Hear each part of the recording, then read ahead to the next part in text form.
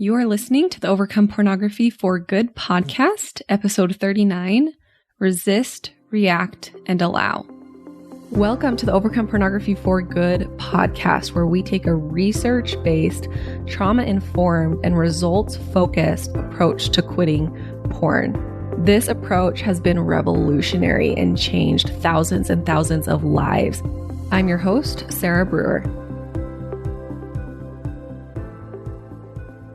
Hey, you guys, welcome to the podcast episode this week. I'm so glad you're here. So today, what I want to talk about, I want to dive into the 3 things that you can do when you feel an urge. We're going to talk about resist, react, and allow more in depth on how to process your urges and what to do with urges when they come up. So when you feel an urge, which is just another word for that desire, right? When you feel that desire for pornography, when you feel an urge, there are 3 things that you can do with that urge. You can resist it or use willpower. You can react to it, or you can allow and process it. And we're going to dive into all 3 of those. So number 1, the first thing that you can do is you can resist it or use your willpower. This looks like, you feel the urge and you're like, no, go away. You can't be here, and trying to push it away. It looks like you being angry at the urge or upset at the urge, not wanting the urge to be there. Oh no, I have this feeling. Crap, go away, urge. Another word for this is willpower. When we try to use our willpower, trying to resist these urges to view pornography. And the thing about willpower and this resistance energy is that it is temporary and limited. Okay, we just don't have enough of it to quit pornography. And right, we know this. Anyone who's tried to quit porn knows that resisting and using willpower doesn't work long term. But this is how most of us know how to quit porn. This is probably the only way that you were taught how to quit porn. I mean, not just porn. This is how most of us in the world have been taught to quit anything or to do anything, is this willpower energy, this resistance energy. Okay, and if you're using resistance and using willpower by the way that it feels in your body. Okay, so when you're learning how to manage your urges, I want you to always be checking in with your body. Your body knows, and so careful not to get all up in your head and instead focus more on your body. Your body will tell you. And it's actually, a little side comment here on your body knows. It's really, really fascinating because I do a lot of processing emotions with my clients, and in one of our group calls this last week, I try to do that with at least one client every single group call. But it's just so fun for me to see, and so interesting and so good for the client to see when they can really get into their body, breathe into their body, and get in tune with what they're feeling. Their body has way more answers for them than their heads. And their body has way more answers for them than I do. A lot of times when my clients, we're doing coaching, they just want me to tell them the answer. But it's so much more powerful if you can find the answer for you by going into your body. And I know you might not know exactly what that means.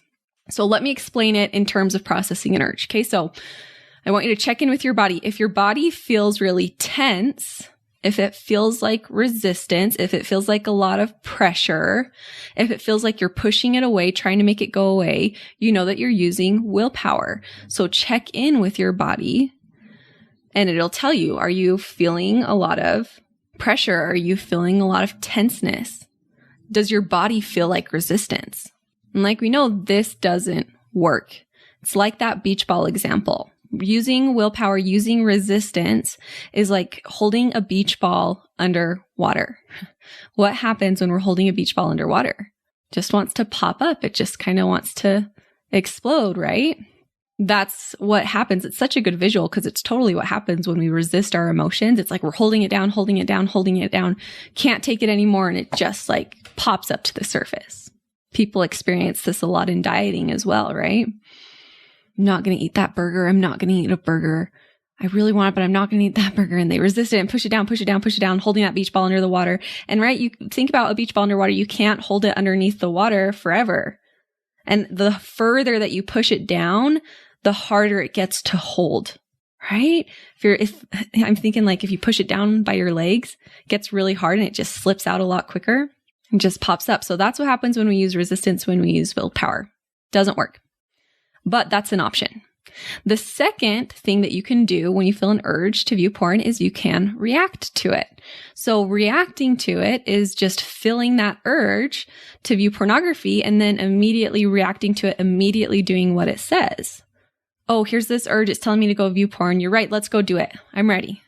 Now, many people, I want you to imagine a pendulum swinging back and forth, back and forth, back and forth.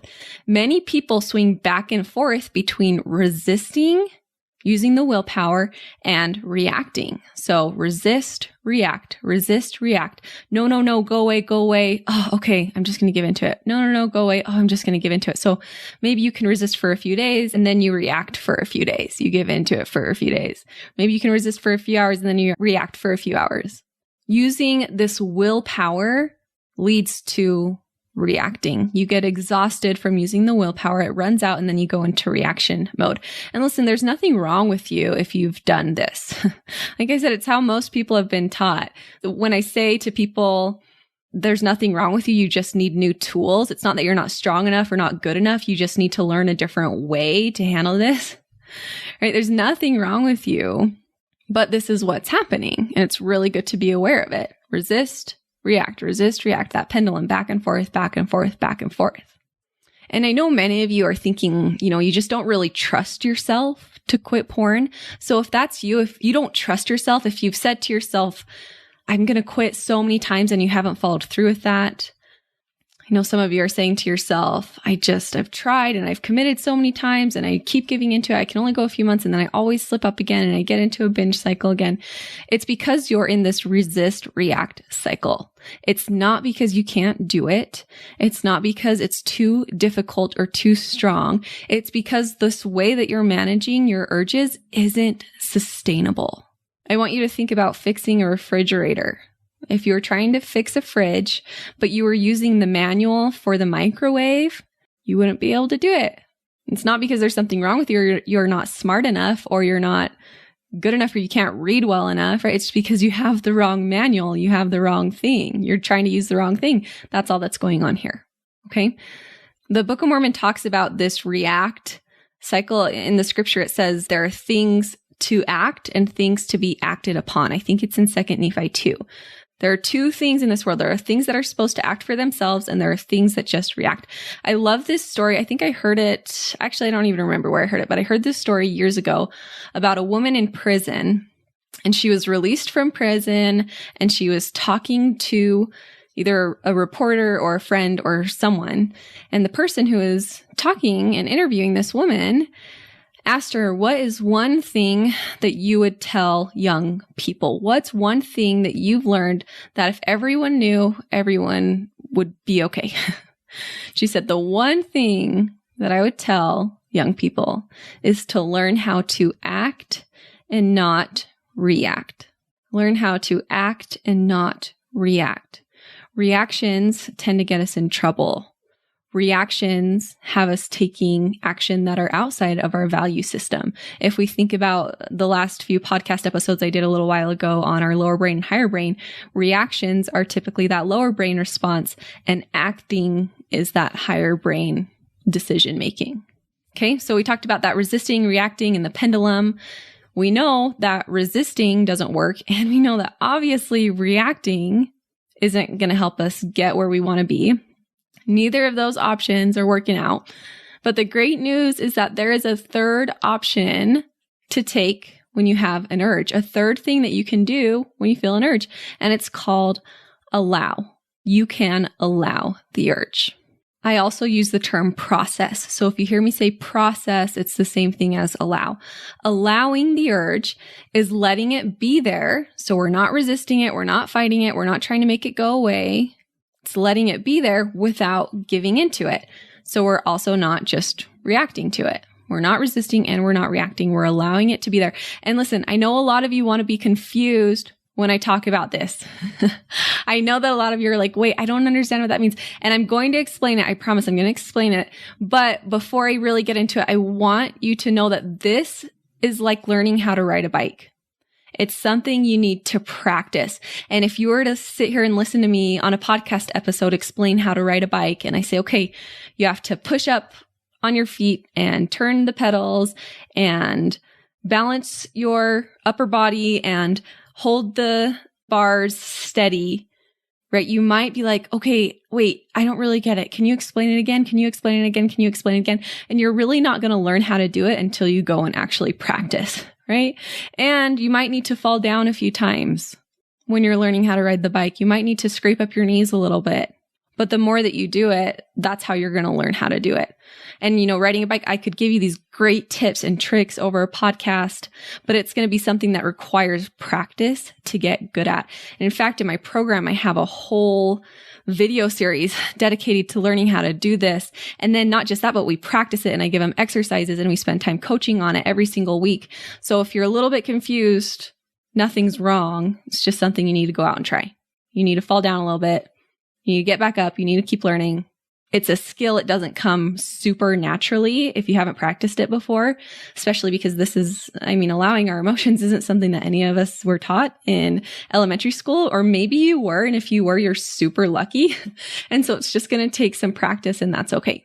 So allowing the urge is about the energy that you have when you're feeling the urge.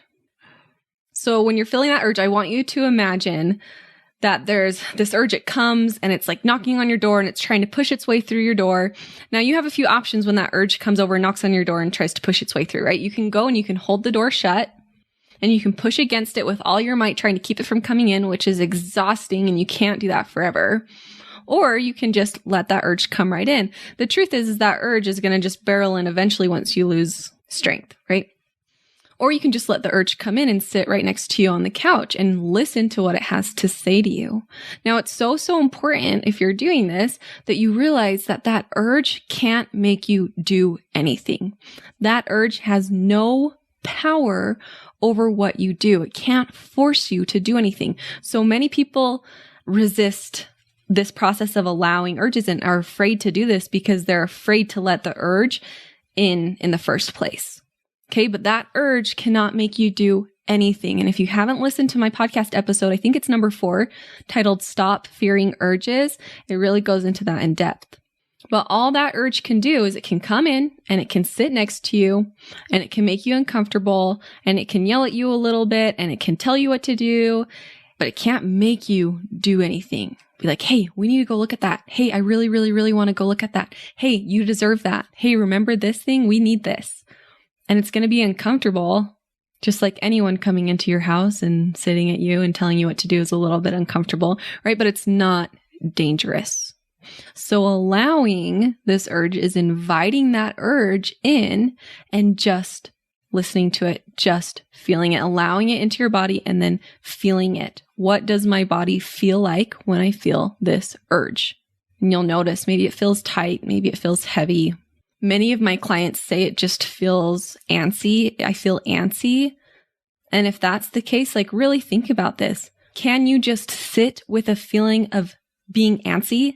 There's nothing dangerous about feeling antsy, but so many of us haven't built up this tolerance to this feeling that we don't even just let ourselves feel it and we just react to it. Now, this concept completely changed my life. I remember where I was and what I was doing when I first heard this and was like, oh my gosh, what? I can do that? I went from being someone who felt really out of control and had all these plans and all these ideas, but couldn't get myself to follow through with them and gave into a lot of buffering and a lot of false pleasures. I went from that to someone who started following through with herself, who started doing what she said she was going to do. I think I remember the first time I really practiced this was with my calendar. I had this stuff on my calendar that I wanted to do. And, it would pop up, okay, it's time to go and do your homework or whatever it was. And I would immediately feel this resistance, like I don't want to. And it would feel really, tight in my body and really just kind of icky. And for so long, whenever I felt that feeling, I would just want it to go away. And I thought that there was a problem with that feeling. And then I learned, oh, okay, this is just what happens when it comes time for me to follow through with my calendar. Is I feel this feeling. It doesn't feel great, but I can breathe into it. I can relax into it and I can follow through and do what I said I was going to do. It's the same thing with allowing urges. Allowing urges is learning to sit with this discomfort of the urge without trying to make it go away. And you have to build up your tolerance for discomfort to get really good at this. This is why I tell my clients, oh, you guys, if you're in Overcome Pornography for Good and you're not doing this, listen. I tell my clients to stop counting days as a measurement for their progress towards quitting porn. Totally stop counting your days and instead start counting the number of urges that you've allowed, that you've processed. Days are not an accurate measurement as to the progress that you're making on your pornography habit, but the amount of urges that you've processed, the amount of this discomfort tolerance that you're building up is a much, much, much, much better indicator of how it's going. You will get so much further if you can switch your focus from days without porn to how many urges I've processed, how many urges I've allowed, how many urges I've allowed to just come in, sit and yell at me, stopping breathing into them and not listening to them. Okay.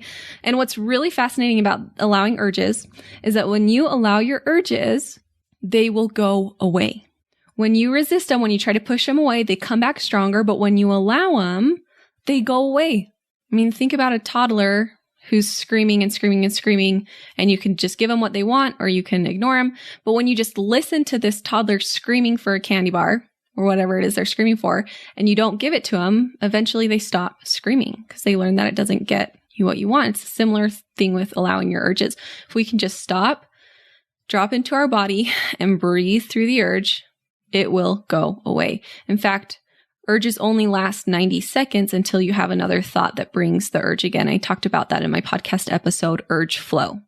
So as you're doing this, I love the mantra. You can borrow this mantra. Have an urge. Your mantra is, I see you. I hear you. You can be here. I love you. And we're still not going to go and look at pornography. Okay, when we resist and we use willpower, that urge stays with us a lot longer than if we just stop and breathe into it and allow it to be there.